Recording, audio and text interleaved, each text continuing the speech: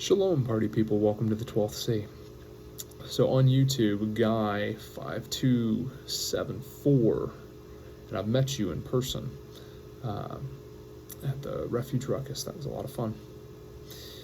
Asks, favorite storytime book / series you like to read to your kiddos. Also, a conversation about the little habits, actions that build a more well-rounded dad / husband, etc.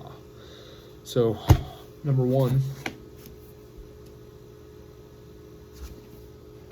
goes without saying. Storytime books, series, anything like that, and in all honesty, I don't think there's anything better to read to your kiddos than scripture. Now, I mean, obviously young kiddos, and you and I are kind of in the same boat on some of that. Young kiddos, the little peoples.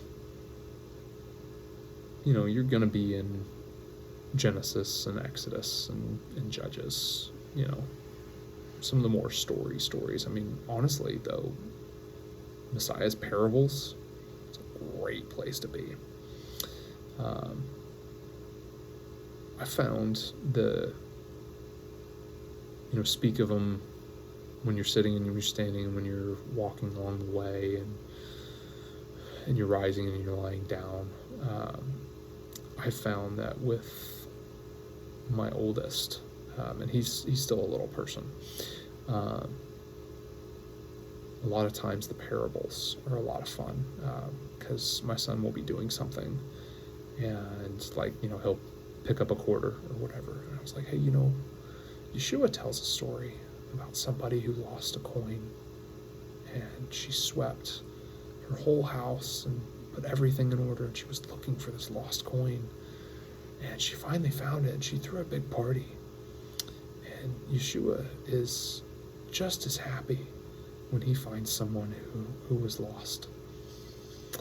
And my kiddo has taken that to heart, and he's very young, but he remembers that.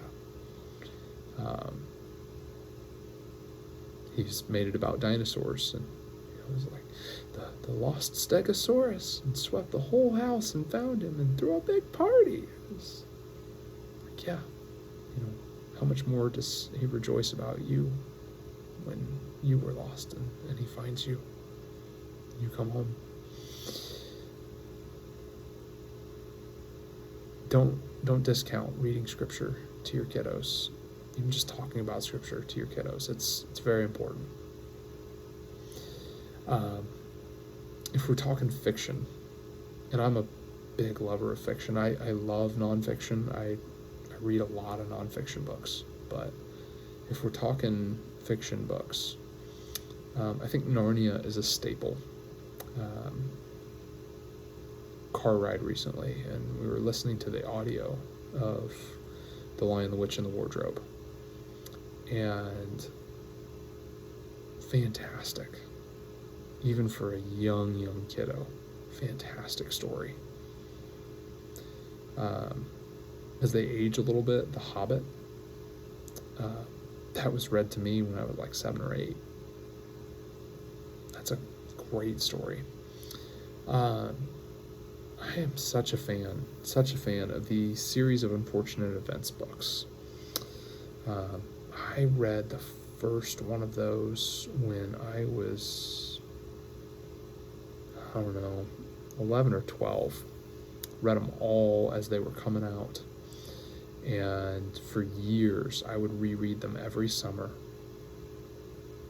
Fantastic books.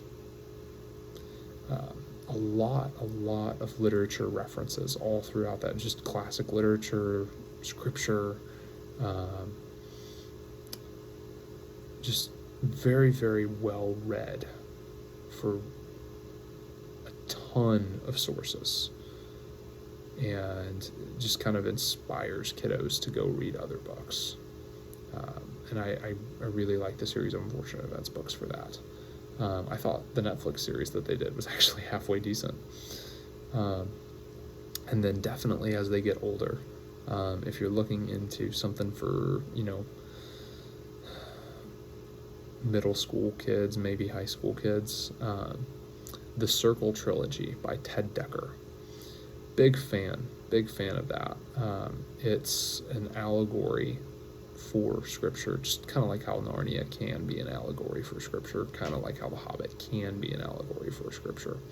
The Circle trilogy is like a legit allegory for Scripture. It's a dude who, in his dreams, he goes into the future, and there's this perfect world where sin hasn't entered into the world yet, and it finally does, and he witnesses the fall of that perfect world, and he sees like the whole history of it, into Messiah coming, and Messiah dying, and Messiah rising again, and Messiah promising that he'll come back, and it's legit one for one, and it's one dude who wrote it, so it's nowhere near as good as Scripture, but for a work of fiction that points someone back towards the Bible, I think it's fantastic. It's a well-written series.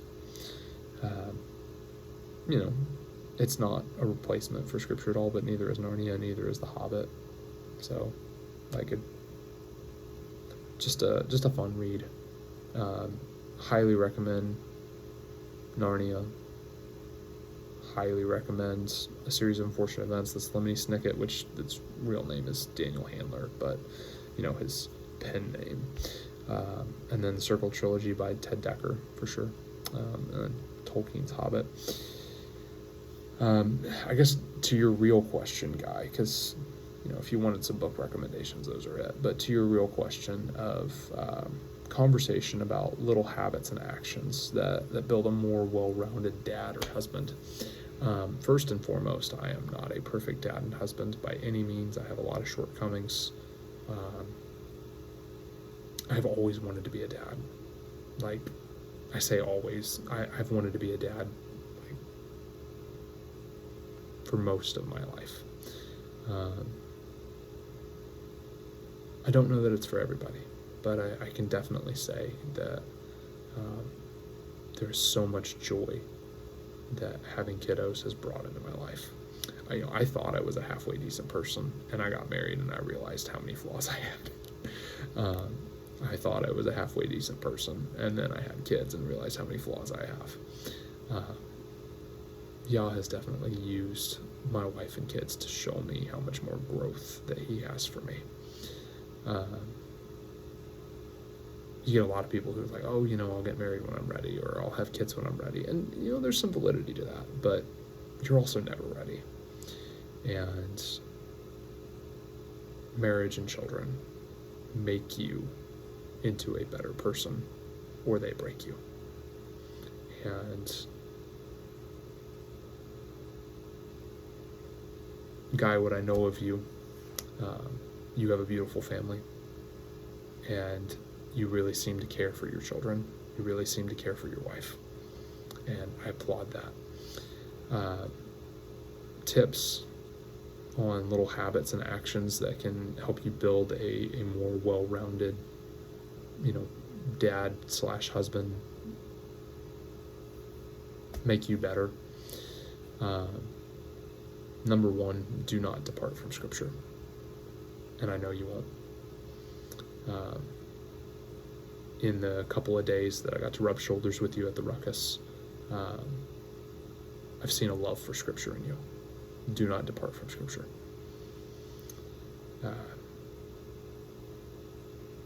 I highly recommend having a stable, steady diet that is good, nutritious foods that will help you become stronger, that will help you become the healthiest version of you that you can be. And getting a chance to hear your story. You don't need to lose weight, man. You need to put some muscle on. And that's not an insult. That's hey, this is an excuse to eat some calorie-dense foods that are very good for your body. exercise, and that doesn't mean that you need to run marathons. That doesn't mean that you need to lift 500 pounds above your head and, sprint up the steps of the Rocky Courthouse. Move your body.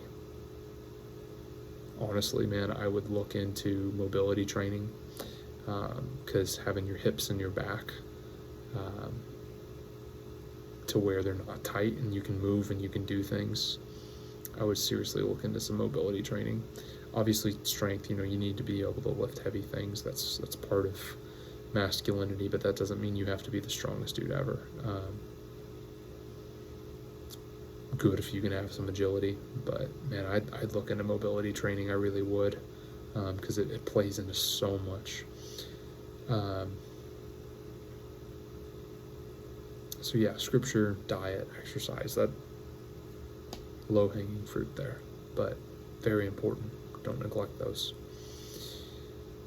Living below your means. If you have $100, that does not mean you have $100 to spend. And this is not an indictment on you. I don't know your financial situation, but I've said in another video that I graduated school debt-free. That's important. Having the fewest number of expenditures that are frivolous, it matters.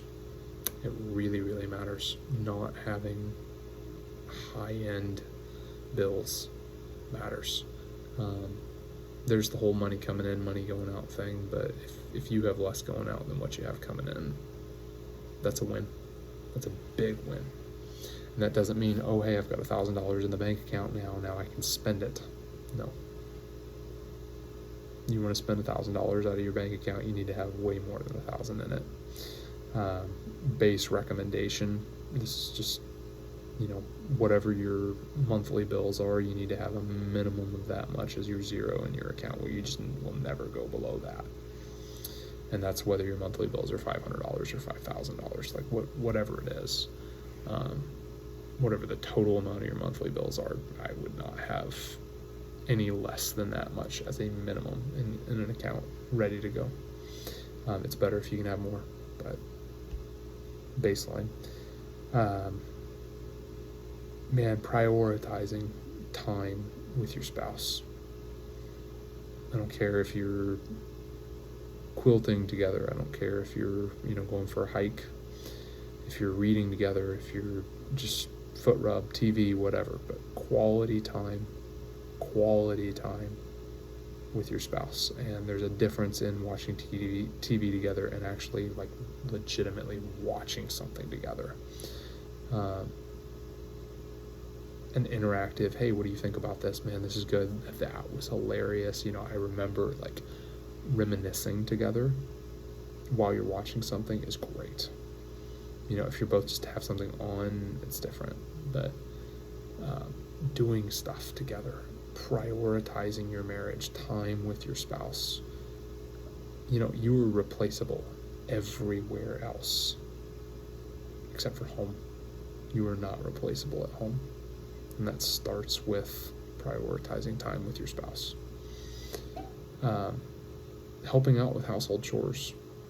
Your job may be making money, and you and your spouse may have an agreement on, you take care of the money and, she takes care of the house, and that's cool. If you have that agreement, awesome. If you don't, awesome. It's whatever. But helping out with household chores and not just taking the trash out, but like, hey, honey, what do you need? What's 2 things that I can do today that would bring you peace in this house? Do I need to fix something for you? Do I need to take something out of this house? Do I need to clean something? Do I need to stop making messes with certain things? I remember my wife asking me, we were getting ready for Shabbat one day, and I was just getting stuff done, and I was freaking out about other things. I was like, oh my gosh, we don't have enough time. And she's like, what's one thing I can do for you right now? I was like, I know this is going to sound really stupid, but can you go make her a bed? And she's like, yeah, I can go do that. I was like, thank you. And there's just something about walking into a room and seeing the order of a room with a made bed. It sounds dumb, but if it's important to your spouse, just ask, like, hey, what's one or two things that I can do for you right now that just bring you peace? What can I clean? What can I help with? Can I leave you alone? Do you need time together? What do you need? What can I do to be useful to you, to where you don't feel like you have to come in behind me and fix things? Another thing, leaving work at work. When you have like a physical job, it's kind of hard to bring home, the machine shop. It's kind of hard to bring home the car. It's kind of hard to bring home the, the tractor, whatever. It might be physically at the house, but like there's no way you're bringing the tractor into the kitchen unless you like seriously just want to remodel the house. But that doesn't mean you're not bringing the stress of the day home. That doesn't mean that you're not thinking about what other coworkers or your boss or, that project that you thought you got finished, but then you just realized you didn't. Leaving work at home. I was having a conversation with my mother the other day, and I remember, and she was a grade school teacher, I remember saying, Mom, I never remember you bringing home papers to grade. She's like, I never did. I got it all done there because I wanted my time to be my time with my kids.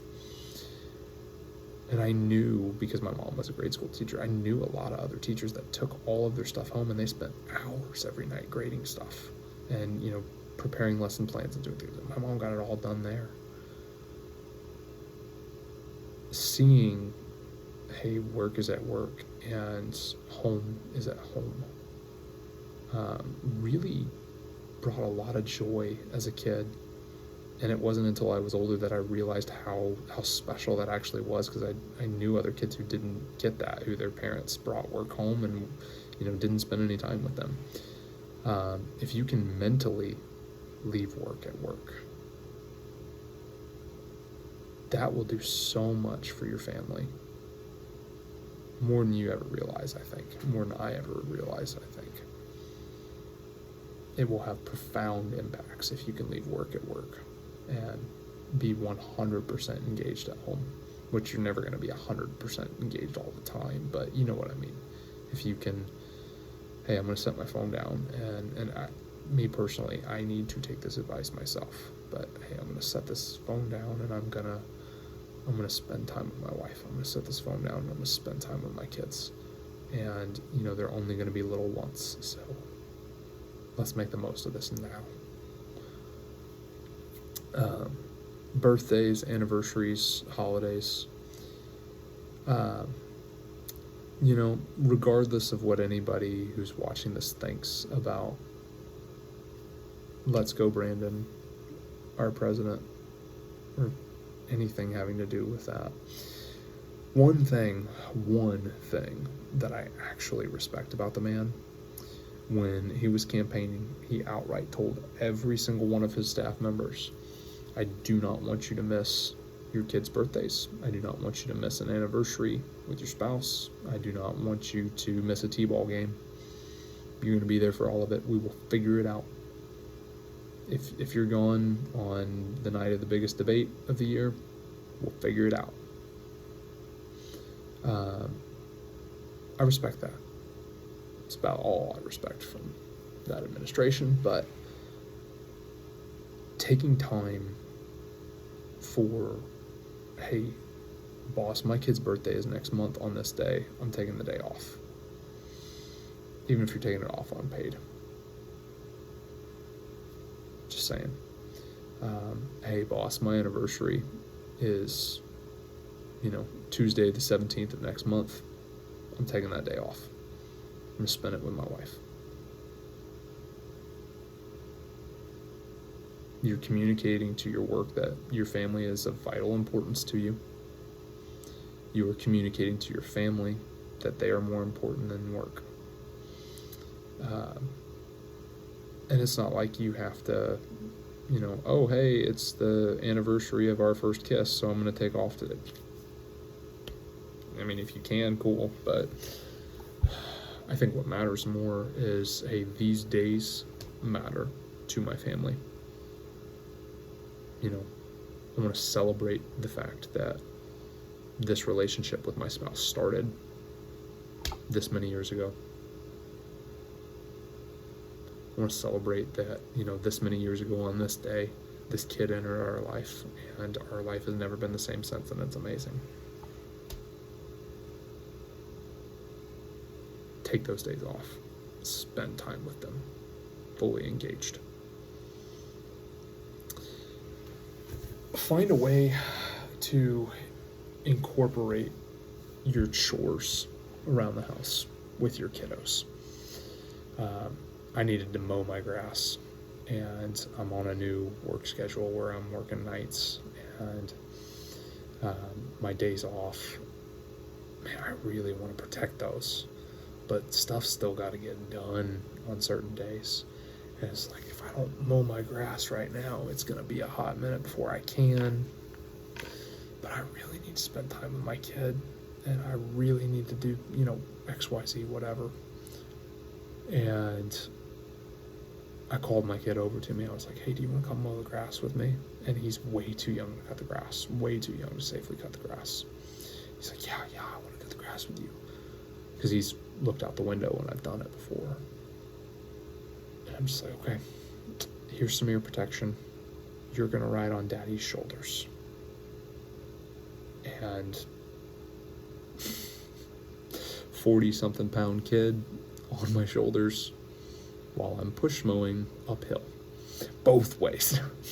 No, but I'm push mowing uphill with a 40-pound kid on my shoulder. First aid kit strapped to my leg, ready to go just in case. It's a push mower. I can let go of that handle if we need to stop the blades relatively quickly. But it was still something that was like, hey, we need to get this done. Finding a way to incorporate your kids. This morning I was just driving fence posts, and my kid was on my shoulders, and he was holding the top of the post driver, and I was actually holding the handles, and we were driving the posts together. Just finding a way to incorporate them safely, obviously, but I don't care if it takes a little bit longer. Hey, you're helping me. You feel special because you get to help me. I feel special because we get to spend time together. I think it's worth it. I really think it's worth it, even if it takes 50% longer to get stuff done.